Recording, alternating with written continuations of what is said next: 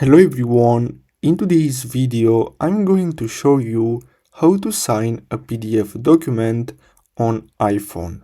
So the first step is to simply open your document. So as you can see, I'm going to use this image as an example, but this works for any type of documents, including PDFs or any other types of documents. Now, as you can see at the bottom, you have this pen icon. So simply tap on that and this will open the pen tool, but we don't want this. So simply tap on the plus button next to the color wheel, and as you can see, we can add our signature. So simply tap on that, and as you can see here, you can create your signature. So you can add or remove signature, or you can simply choose your older signature. So I'm gonna pick this one that I already have, and as you can see, I can scale it and I can place it wherever I want on this image or on any documents.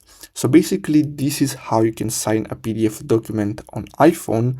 I really hope you found this video helpful. Don't forget to like and subscribe. Thanks for watching.